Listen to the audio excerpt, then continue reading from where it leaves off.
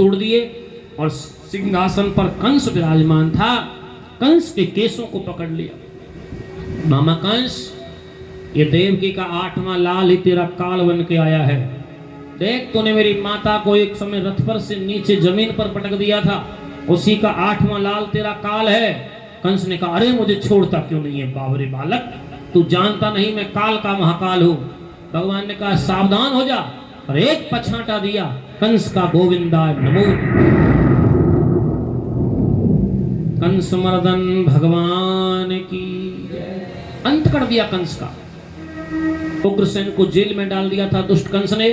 अपने पिता को उग्रसेन को राजगद्दी पर बैठा के भगवान ने तिलक कर दिया, मुकुट पहना के राज मुकुट धारण कराया और राज सिंहासन का पद प्राप्त कराया।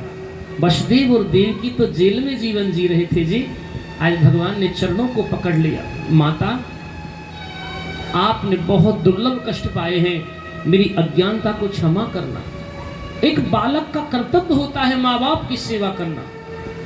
जो बालक अपने माँ बाप की सेवा नहीं करता ना जी, आने वाले समय में उसकी संतान उसकी सेवा नहीं करती है। भगवान ने यह दिखाया सबको कि मैं अपने माँ बाप की सेवा करता हूं, तो सबको उसका सिद्धांत मालूम कराया।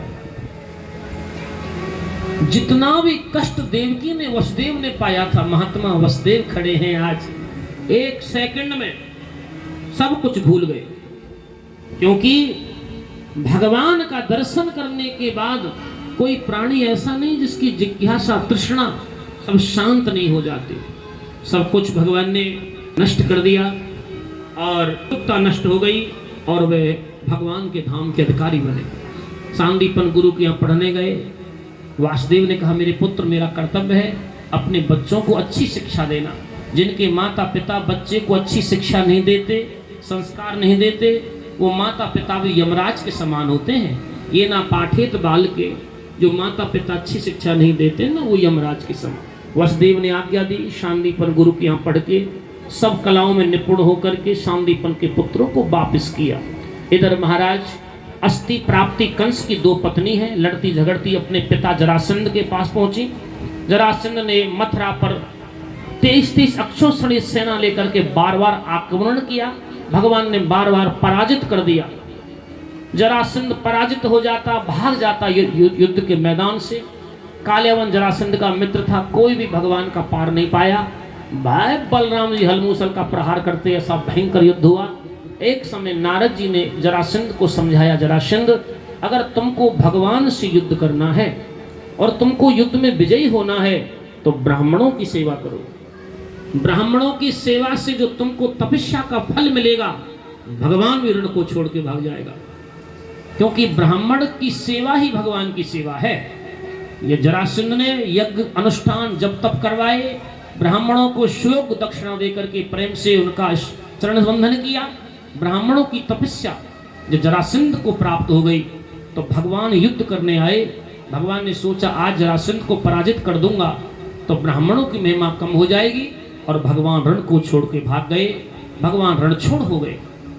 मथुरा से भिंड मुरैना होते हुए, ग्वालियर होते हुए भगवान भगे, द्वारकापुरी पहुंचे तो भिंड मुरैना के पास में, धौलपुर के पास में ही एक मुचकंद की गुफा बनी हुई है, आज भी बनी है। तो जैसे ही जरासंध आगे आगे भगवान आगे आगे, जरासंध पीछे पीछे भाग रहा था। अरे भगोड़े, रण को छोड़ के कहां भगता है। काल्यावन भी इसका मित्र था, ये भगवान का पीछा करने लगा। भगवान ने देखा, आजा भैया, तेरा काल मेरे हाथों से नहीं है, मुचकंद के हाथों से है। भगवान ने अपनी कमरिया मुचकंद को उड़ाई धौलपुर में, और जैसे ही इसकी आंखें खुली मुचकंद की, सोचने लगा ये काल्यावन, अरे छिप करके बैठ गया। भगोड़े, मुचकंद की आंखें खुली तो काल्यावन जल के भस्म हो गया। मुचकंद के सामने भगवान प्रकट हो गए। मांग भैया, तुझे क्या चाहिए? तुमने देवता और दैत्यों की जब युद्ध हुआ था तो देवताओं का बड़ा साथ दिया था और देवताओं से वरदान मांगा था कि मैं सोना चाहता हूं, जो भी कोई मुझे सोने से जगाएगा वो जल के भस्म हो जाएगा। मुचकंद, वरदान मांगिए। मुचकंद ने कहा, मैं तो आपकी भक्ति निरंतर करूंगा प्रभु। मैंने दीन दयाल सुने जबते तबते, मन में कुछ ऐसी बसी है। तेरे सिवा में अब जाऊं कहां, मैंने तेरे ही नाम की फेंट कसी है। तेरो ही आसरो एक मलूक मोहि, तो बिन दूजा ना कोई जसी है। ए हो मुरार पुकार कहूं या मेरी हंसी ना तेरी हंसी। मैं पुकार करूंगा तो हंसी मेरी नहीं तेरी होगी। और ऐसा संतों की मान्यता है यही मुचकंद नरसी भगत बन के आए और विख्यात हो गए। बोल बांके बिहारी लाल की। पर्वतसर पर्वत में भगवान ने पहले रास्ता बनाया। पर्वतसर पर्वत से सीधा पार होकर के भगवान द्वारकापुरी पहुंचे और भगवान द्वारकाधीश बने और भगवान द्वारकाधीश के रूप में उनका राजोचित स्वागत हुआ। जरासंध ने पर्वतसर पर्वत में आग लगवा दी। अरे भगोड़े इसी में भगा होगा, आग लगा दो। जरासंध ने सोचा ये तो अब समाप्त हो गया होगा। इधर भगवान द्वारकाधीश रहते हैं, निवास करते हैं। एक विदर्भ देश का एक राजा है, भगवान वर्णन कर रहे हैं। उनके एक 4 बेटे हैं, रुकमबाहु, रुकममाली, रुकमकेशी और रुक्मी। एक उनकी बेटी है जिसका नाम है रुक्मणी। वो भगवान को अपना पति मान बैठी। रुक्मणी संतों से, भक्तों से, नारद से रोज सत्संग सुना करती है और उन्होंने सुना कि भगवान जैसा कोई नहीं। भगवान के नाम का, रूप का, गुण का, कृपालता का जब ध्यान का अध्ययन किया, रुक्मणी ने अपने हृदय पटल पर भगवान को पति मान लिया। नारद जी, विवाह करूंगी तो केवल द्वारकाधीश से करूंगी। मैंने सुना है, श्रुत्वा गुणान भुवन सुंदर प्रगतांगते निर्विष्करण विवरेंग हरतोंग तापम रूपम दिशाम दशमताम अथलार्थ लाभम तय्युच्युता चित्रम पत्र में। और ऐसा सुंदर स्वरूप मुझे कहाँ मिलेगा, ऐसा दयालु मुझे कौन मिलेगा, ऐसा शरणदाता मुझे कहाँ मिलेगा, कृपालु मुझे कहाँ मिलेगा। मैंने उसी को अपना पति माना है। रुक्मी जो था, रुक्मणी का भाई था, वो जरासंध का मित्र था। रुक्मी से बोला, बहन उस भगोड़े से विवाह करोगी? रण के मैदान में से रण को छोड़ के भाग गया। वो भगोड़ा है, विवाह करूंगा ना तेरा तो दमघोष पुत्र चंदेल नरेश शिशुपाल के साथ करूंगा। रुक्मणी ने कहा, कान खोल के सुन ले भैया, विवाह करूंगी तो केवल मेरे द्वारकाधीश के साथ करूंगी। रुक्मणी लक्ष्मी है। तच्चित्रो निद्राम लभे नशः वेदांत रुक्मणादिदोर निवारतः। रुक्मणी केवल भगवान का स्मरण करती है और जो भक्त भगवान का स्मरण करता है ना जी, भगवान भी उसका फिर स्मरण करने लग जाता है। रुक्मणी बोली, मैं तो विवाह भगवान से करूंगी, द्वारकाधीश से करूंगी। रुक्मी जिद्द का बड़ा पक्का, बारात को बुला लिया और शिशुपाल बारात लेके आ गया।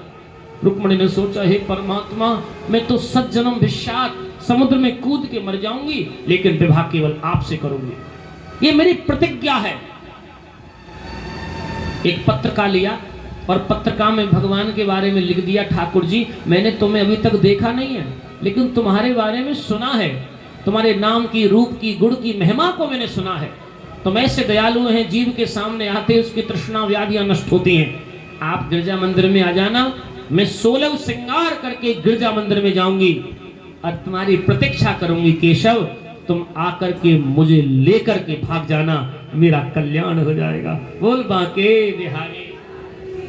जय मेरे भाई बहन, भगवान के समक्ष कोई जीव, उसकी कुंडली में मंगली दोष हो, चांडाल योग हो, अद्ध योग हो, कुंडली में राहु केतु का काल सर्प दोष बन रहा हो, कुंडली में किसी प्रकार की बीमारियों का योग बन रहा हो, और वो बिटिया केवल अगर भगवान से विवाह कर लेती है, जिसके जीवन में 2 विवाह निश्चित हो गए हों कि एक पति होने के बाद भी दूसरा विवाह करेगी, बोल बांके बिहारी लाल की, और वो बेटी केवल मेरे दयानिधि से विवाह कर ले।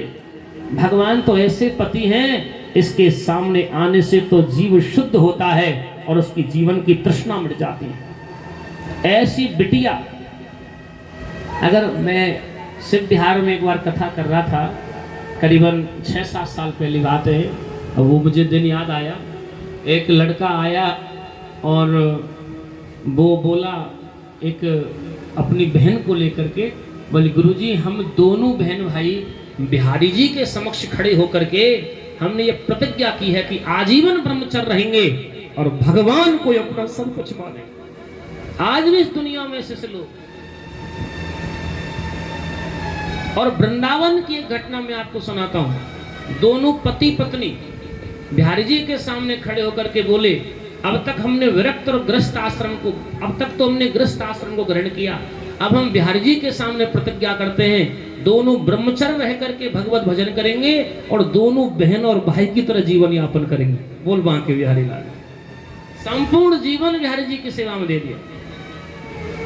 तो जिस बिटिया की कुंडली में कोई दोष हो, वो भगवत विवाह करने से उसका सब कुछ मंगल नष्ट होता है और उसको मंगल कामना जीवन में प्राप्त होती है। लेकिन विवाह विवाह की तरह होना चाहिए, वो निष्ठा के साथ होना चाहिए, वो तब विवाह माना जाता है।